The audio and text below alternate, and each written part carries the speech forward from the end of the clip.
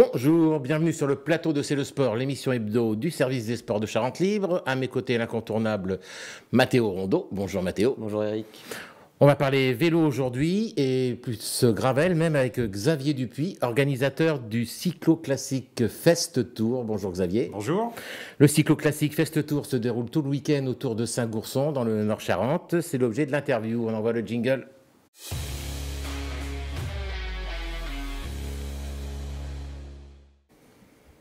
Alors Xavier, on va commencer avec une première question bateau, mais indispensable pour tous les gens qui nous regardent. Le cyclo-classique Fest Tour, ça consiste en quoi? Alors ça consiste à un ensemble d'épreuves sur le week-end, donc sur la commune de Saint-Gourson. Le samedi, une épreuve gravel avec 3 parcours, 2 raids et puis un parcours randonnée pour les gens qui sont un petit peu moins spécialistes. Une épreuve grand fond d'eau cette année qui s'appelle la Hard Classique, 250 km avec 30 km de chemin blanc, 27 petits grippés avec pratiquement 3000 mètres de dénivelé. On a assez peu d'inscrits, c'est une épreuve hors norme, mais ce sera un peu les héros du week-end. Et puis le dimanche, c'est la traditionnelle flandre charentaise, la 13e édition en cyclo, rando, avec 3 parcours, un petit parcours pour découvrir, un parcours master de 90 km et puis de prestige de 130 km avec 21 grippés. Alors le grippé, on précise, parce que vous m'avez expliqué tout à l'heure avant l'émission, c'est du patois charentais. Oui, voilà, en Poitou-Charentes, un grippé, c'est un petit sentier raide. Et en fait, c'est un peu l'état d'esprit de ces côtes, c'est que c'est des petits raidards sur des petites routes, des chemins goudronnés même parfois, avec de l'herbe au milieu de temps en temps. Donc il y en aura 21 à gravir. Et puis il y aura également une petite animation vintage de 26 km sur le final, avec des véhicules d'époque, des vélos d'époque. Et puis on a invité également l'école de cyclisme du Guidon Manlois qui aura fait une petite animation aussi pour faire découvrir aux jeunes à la fois le gravel et les grippés. D'accord, il y a une expression qui dit sortir des sentiers battus. Vous, c'est plutôt rentrer sur les sentiers battus l'idée, quoi. Bah, complètement, nous ce qu'on veut faire c'est une épreuve épique, un peu authentique. Revenir un petit peu aux prémices du cyclisme. Alors c'est l'esprit flandrien quelque part. Et en fait, on propose de prendre les chemins de traverse, les petites routes. Et puis bon, le gravel, c'est vraiment tout à fait l'état d'esprit. Et donc pendant ce week-end-là, en tout cas, ça va être mis à l'honneur sur le nord de la Charente. Ouais. Justement, si on remonte à l'origine, c'était ça l'idée de départ de ces épreuves, c'était revenir vraiment à l'authenticité du vélo. Alors à l'origine, c'était mes parcours d'entraînement dans les années 90, parce que j'étais cycliste au CA Civray une dizaine d'années chez les jeunes. Comme j'étais tout seul à faire du vélo dans ma région, je n'avais pas de voisins avec qui rouler, il fallait que je me motive. Donc moi, j'avais pas la montagne. On n'a pas la montagne en Charente. Moi, j'étais plutôt grimpeur en profil. Mais on avait la possibilité de reproduire un peu les épreuves comme le Tour des Flandres ou Paris-Roubaix. Alors moi, j'allais m'aventurer du côté de Beaulieu-sur-Sonnette, de Nanteuil-en-Vallée, de Salfoin, sur ces petits grippés justement. Et puis du côté d'Aunac, Mansle, Villefagnan, sur les chemins blancs, pour avoir l'esprit Paris-Roubaix. Donc, je faisais ça déjà dans les années 90. Puis après, j'ai fait des parcours plus grands. Et puis après, c'était un rituel. Je faisais ça tous les ans, tout seul. Et puis un jour, c'est 2003, avec le comité départemental, on a lancé une course, un Nord-Charente classique, avec des chemins blancs, dans cet état d'esprit-là. On a fait 4 éditions, on a arrêté parce que c'était peut-être un peu trop tôt. J'ai fait 13 éditions de Flandre charentaise dans les années 2010 avec le club local de Tézézy en randonnée.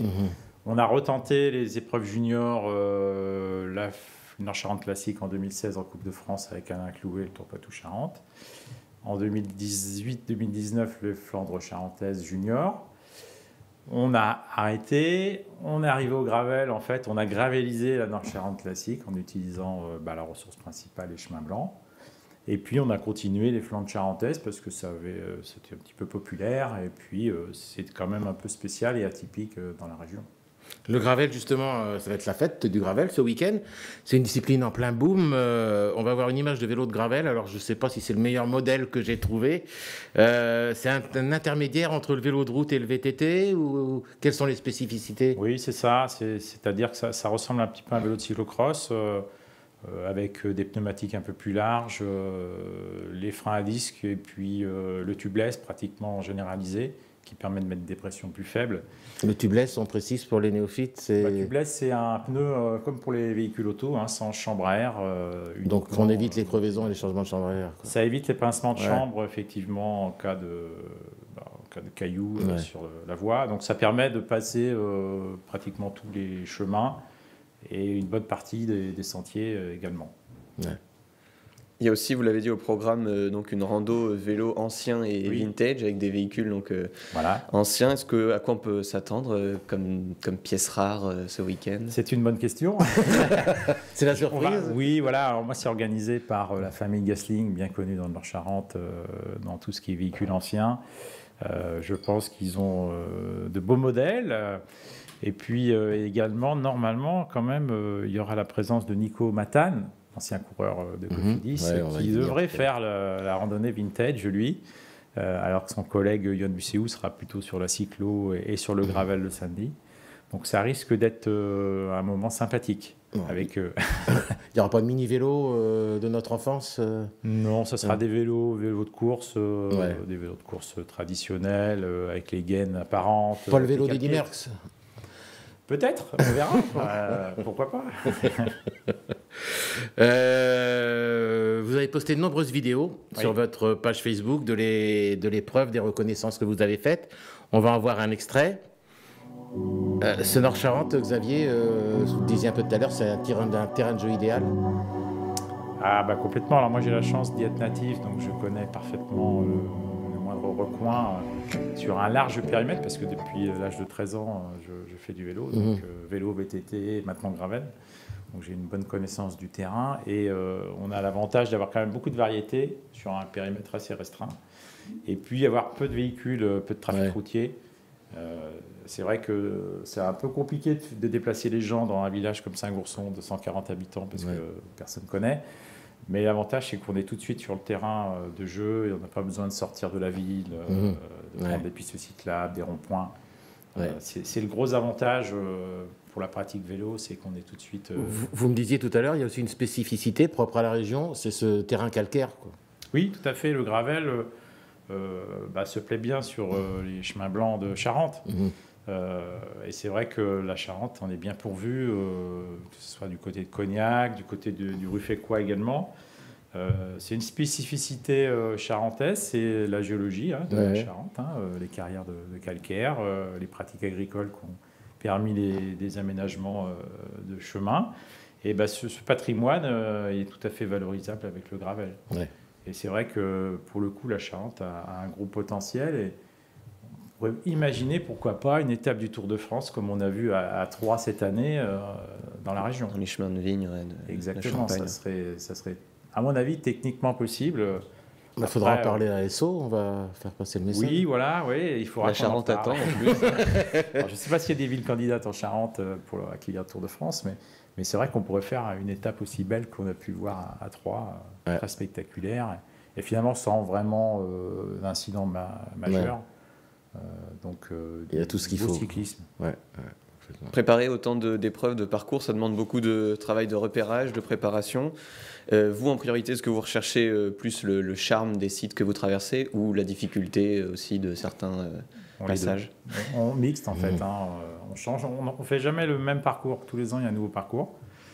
Même s'il y a des sites qu'on retrouve, puisque par exemple pour les flancs de Charentaise, la partie centrale s'articule autour de Nanteuil-en-Vallée, Beaulieu-sur-Semet et Celles-Froin. C'est un peu les trois villes, les trois villages phares avec les principales difficultés, avec les pourcentages les plus forts.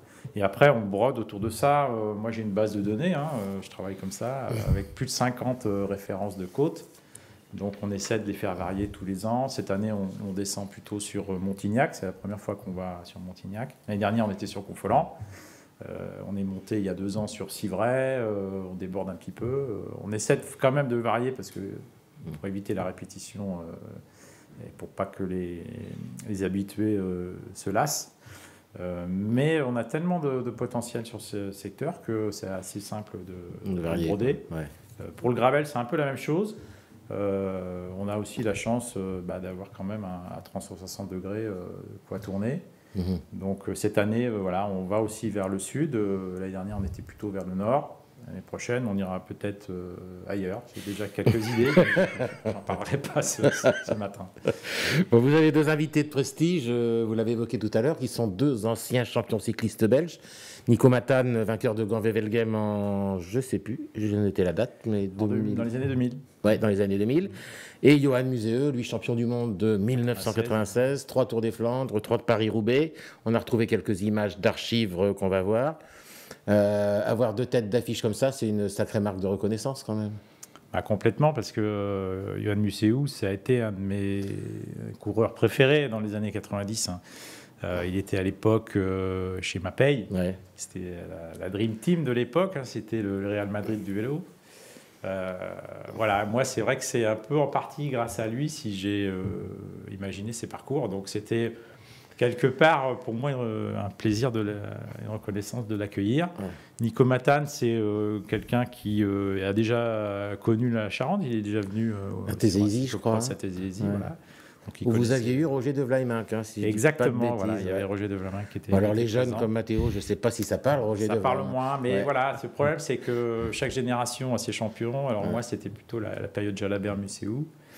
Moi qui suis encore plus vieux, c'était plus Roger de Vlaeminck. Voilà, et maintenant, les jeunes, ça va être plutôt Tom Bonnen ou Fabien Cancellara, et puis demain, ce sera Pogacar, Van der Poel, Van Aert. Bon, voilà. Mais moi, c'était plutôt effectivement l'époque Johan Museeuw, la Mapei et puis après la Quick-Step. C'est important de pouvoir proposer aux coureurs du dimanche de pouvoir côtoyer d'anciens champions. Bah, je trouve que c'était sympathique qu'ils puissent rouler avec eux en fait, parce que souvent on a des invités sur des épreuves, mais ils sont VIP, on les accède assez peu finalement, à part sur des temps de cérémonie protocolaire. Et en fait, Johan Museeuw, lui, a l'habitude de ça, puisqu'il roule beaucoup en Belgique, où là, j'ai vu qu'il était également dans les Pays-Bas aujourd'hui, là, sur son Instagram. Et il roule, en fait, il est invité, il participe à des entraînements avec des clubs, avec des groupes, des entreprises aussi. Il organise des sorties comme ça sur les pavés, dans sa région, donc sur les pavés de Paris-Roubaix et sur le pavé des Flandres. Et puis parfois, il va aussi en Italie, en Toscane, sur les fameuses Estradées, en Espagne. Donc il a l'habitude, lui, de rouler comme ça sur les épreuves. Il a fait aussi le Tour des Flandres au cyclo cette année. Il a l'habitude de rouler comme ça avec les cyclos. Donc je trouvais que c'était assez sympa que les cyclos puissent rouler avec lui. Ouais, complètement. Alors vous bénéficiez également de la présence de Monsieur Fall ou Mister Fall, je ne sais pas comment prononcer, youtubeur aux 30 000 abonnés. Alors c'est une référence dans le milieu. Je ne cache pas que c'est vous qui me l'avez appris. Hein. On va voir un extrait d'une de ses publications. On est en plein mois d'août, mais on dirait pas, hein. C'est tout gris. Je suis parti pour faire une petite virée tranquillou, pas tout seul. On va faire ces 100 premiers kilomètres. Alors, c'est important pour la publicité de l'épreuve, pour toucher un public peut-être plus jeune, d'avoir une personne comme ça, ouais. Tout à fait. Alors, Mister Fall, c'est l'ami d'une connaissance, en fait, qui venait lui-même au cyclo Nord-Charente Classique dans les années 2010, qui nous a découvert comme ça. Il est originaire d'Orléans, donc il fait quand même un petit peu de route pour venir nous voir. Et l'an dernier, il est venu, et il avait fait une très belle vidéo, sympathique, avec pour nous 25 000 vues, donc c'était une bonne publicité. Ouais.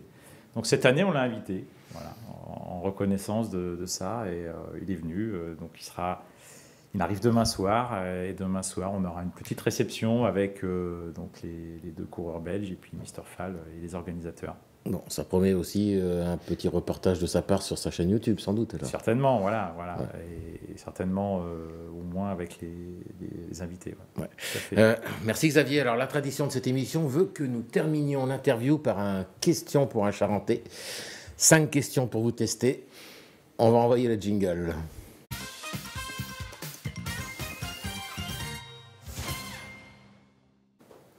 Alors, un questionnaire personnalisé hein, pour vous, Xavier. Donc, on ne devrait pas être loin du Grand Chelem. On va y aller. Mathéo. À tout seigneur, tout honneur. Première question, Johan Museeuw. Quel était son surnom? Le Lion des Flandres. Ouais. Bravo. Pour un fan de Johan Museeuw, c'était facile. Votre épreuve s'élancera de Saint-Gourson, donc on a dit. Alors, pouvez-vous me donner le nombre d'habitants au dernier recensement de 2021, on va dire à 20 près? C'était 140. Ouais, on est à 128. Ah. On a eu quelques décès. C'est vrai. Moins de naissances, on ne sait pas. En tout cas, ça fait moins de concurrents que de concurrents au départ. Exactement, de randonnée. Vous comptez sur combien de personnes sur le week-end de concurrents? En concurrent, alors là, on a 120 engagés sur le gravel, et puis on en a 8 sur le grand fond d'eau, et puis après, on attend 250 cyclos le dimanche. En Donc ça moyenne. fait pas loin de 400 personnes Oui. dans un village de 128 habitants. Oui, oui, ça fait un petit peu de mouvement. Ça prend de la place. Question gravel. Le champion du monde 2023 de gravel est un cycliste très connu du peloton professionnel. Qui est-il? Mauric. Oui, Matej Moric, Pas le une Slovène. Pas une hésitation.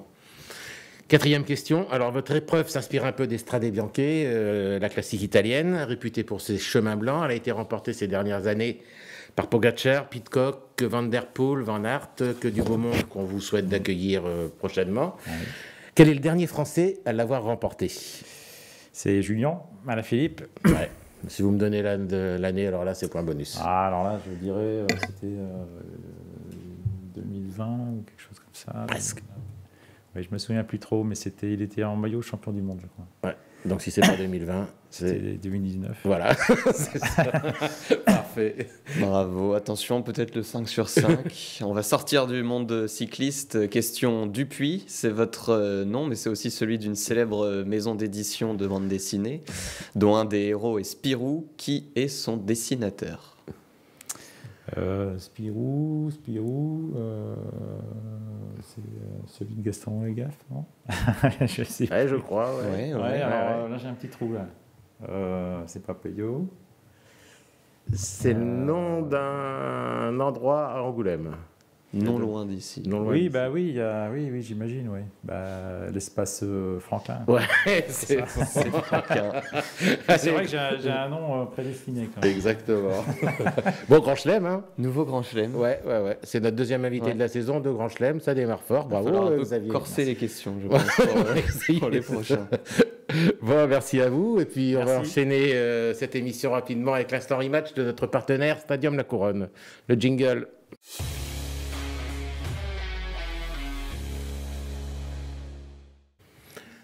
Alors, c'était tour de chauffe pour l'instant rematch le week-end dernier avec la Coupe de France de foot et en attendant le grand départ des championnats de ligue et départementaux dès ce week-end, mais un tour de chauffe de qualité avec 3 buts superbes.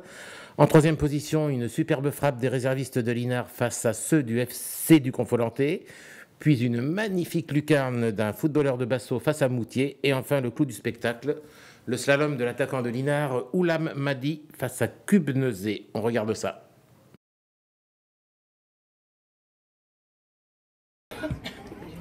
Vas-y Lucas, vas-y.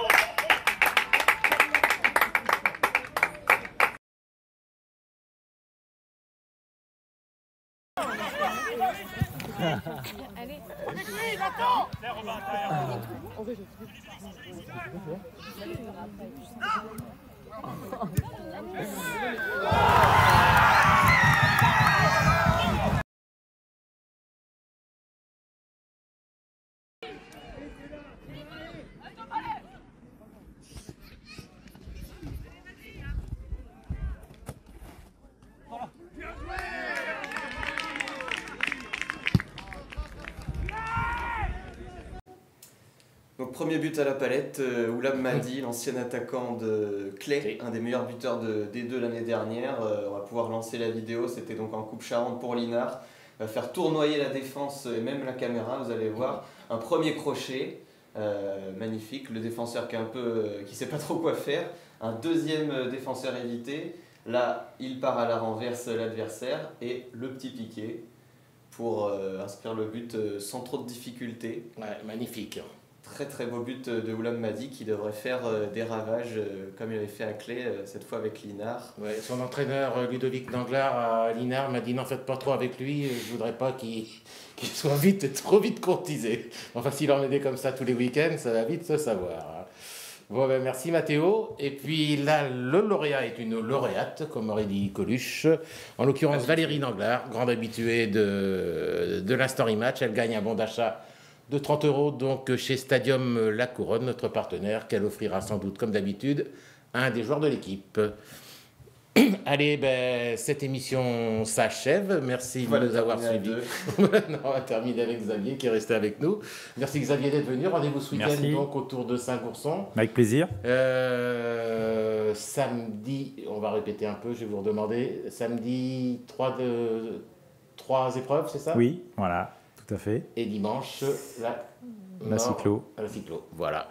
Et puis, merci Mathéo, merci à Kylian et c'est Julien, je crois, l'Australopithèque qui est en régie. Merci à tout le monde de nous avoir suivis. On se retrouve la semaine prochaine. Au revoir. Au revoir.